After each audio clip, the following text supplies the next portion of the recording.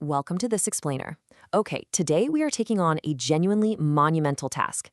We are going to rescue one of the most famous women in human history from literally 2,000 years of flawed, deeply misunderstood history.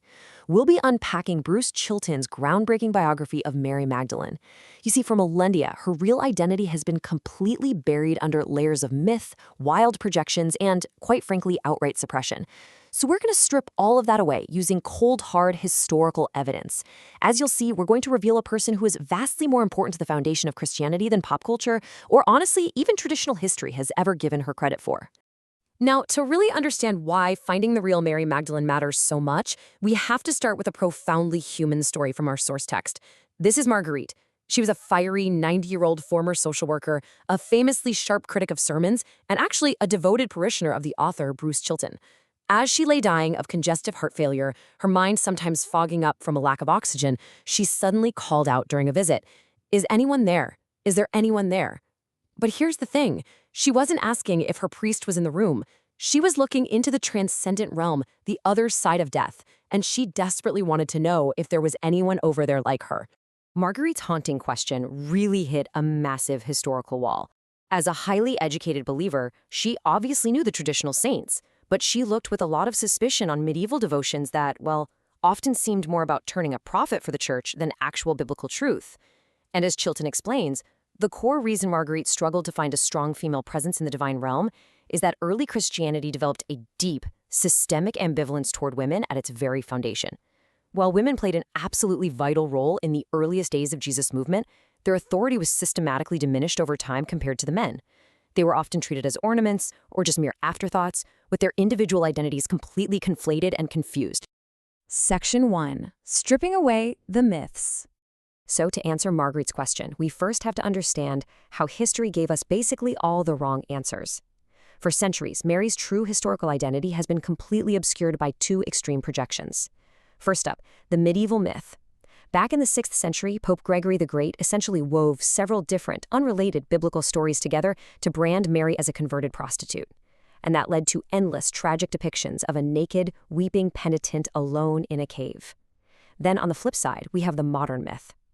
Modern revisionism swings the pendulum all the way in the other direction, portraying her as a pagan earth mother, a tarot priestess, or most famously, the secret wife of Jesus carrying his child. But here's the kicker. Both of these extremes totally miss the real historical woman.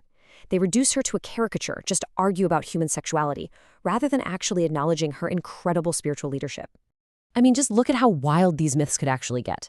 By the 6th century, there was this legend popping up in Ephesus, claiming that Mary was so incredibly wealthy that after Jesus died, she casually secured a dinner invitation in Rome with none other than the Roman Emperor Tiberius Caesar. The story goes that she used this fancy dinner party to preach the resurrection. When the emperor scoffed and said God would no more raise the dead than turn the egg in Mary's hand red, boom, the egg miraculously turned red right on the spot. It's a really colorful story, and it's actually still recounted in Eastern Orthodoxy today.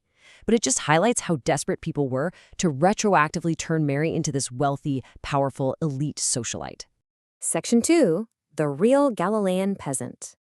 Okay, it is definitely time to leave the wealthy seductress fantasies completely behind and look at the gritty, raw reality of who Mary actually was. When you look at the rough, totally unforgiving terrain of the Mediterranean basin, specifically the region from Magdala to Capernaum, Chilton makes a really careful historical estimate. Around the year 25 CE, Mary made a grueling 10-mile journey across this exact landscape. She absolutely did not arrive in a royal carriage. She walked on foot, navigating these jagged rock roads and rough dirt paths, driven by sheer desperation to seek out a rabbi known for battling the terrible afflictions of the poor. The stark reality is not Mary was a destitute peasant. The Gospel of Luke tells us she was possessed by 7 demons. When she finally arrived in Capernaum to find Jesus, she likely arrived barefoot in the freezing cold winter rains of Galilee. If she had ever owned a heavy cloak or a pair of leather sandals, well, they had almost certainly been stolen, which was a tragically common fate for vulnerable people traveling on ancient roads. Her simple flax tunic would have been totally tattered. Guys, this was a desperately poor, severely afflicted woman seeking a cure. She was not a wealthy benefactor dropping in for a visit. Section 3. Exorcism and Unveiling. Now, here is exactly where the story shifts from a narrative of victimhood into one of unparalleled empowerment. Because having found healing, Mary didn't just quietly fall in line and follow Jesus in the background. No, she became an absolute powerhouse. Chilton's core thesis outlines that Mary Magdalene belongs right up there on the exact same list of foundational Christian creators as Peter, James, and Paul, period.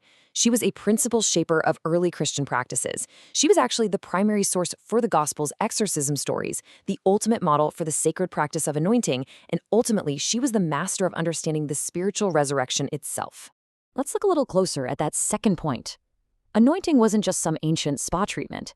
It was a deeply significant Judaic practice.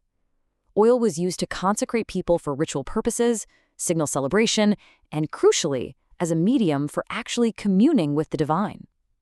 Mary's own method of exorcism was intimately linked to this sacred practice of anointing. Through this, she emerged as one of Jesus' most gifted adepts. She literally learned to master the ebb and flow of spiritual energy, making her not just a follower, but a truly significant spiritual influence upon Jesus' movement itself. Section 4, Vision of the Resurrection. So this deep mastery of spiritual energy and divine communion culminated in our understanding of what would become Christianity's single most pivotal event. During this time, you have to remember, many Jewish teachers viewed the afterlife in a very materialistic way, essentially treating it as just a physical continuation of earthly life. But Jesus bluntly denied this. He taught that the resurrection was a profound spiritual transformation. As noted in Mark 12:25, he argued that in heaven, people do not carry on with earthly marriages or physical human relations. Instead, they become like angels, existing in a purely spiritual state. And Mary Magdalene was the disciple who best appreciated and fully grasped this visionary, ecstatic teaching. Because Mary possessed this profound, ecstatic vision of the spiritual realm, she was uniquely equipped for what happened immediately after the crucifixion. When she went to the tomb to prepare Jesus' body for burial, she became the very first person to realize that Jesus had actually conquered the grave. She wasn't standing there looking for a resuscitated physical corpse, she recognized his spiritual victory. It was Mary who turned around and brought this world-changing news back to the hiding male disciples. For this very reason, ever since the 2nd century, she has held the incredibly powerful title, the Apostle to the Apostles. Without her, it's honestly not even clear that Christianity's core faith in the resurrection would have ever emerged at all. Yet despite being the absolute bedrock of this faith, she was almost entirely written out of the historical record. After her death, as the early church started to conform more and more to the highly patriarchal society around it, a male-dominated clergy stepped in and took tight control over her practices of exorcism and anointing. They also pushed a much more literal physical view of the resurrection, sidestepping her spiritual understanding. In fact, if Jesus had not explicitly commanded in the Gospel of Mark that wherever the message is proclaimed, what she did will also be spoken of in memory of her, this effacement, this total erasure by the early church might have been absolutely complete. Which brings us all the way back to the beginning, and to Marguerite's dying question: where were the women in the transcendent realm? Well, the answer, once you strip away the medieval slander and the modern revisionist fantasies, is a resounding yes.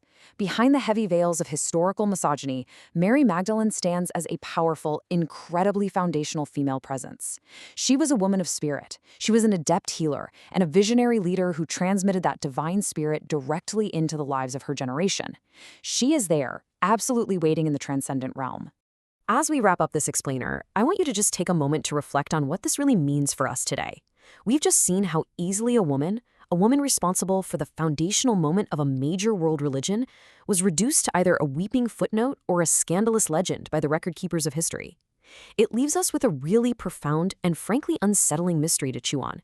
If someone as monumental as the Apostle to the Apostles could be so deeply buried by flawed history, whose vital, world-changing legacy are we completely overlooking right now? Thanks so much for joining me, and please keep questioning the history you've been handed.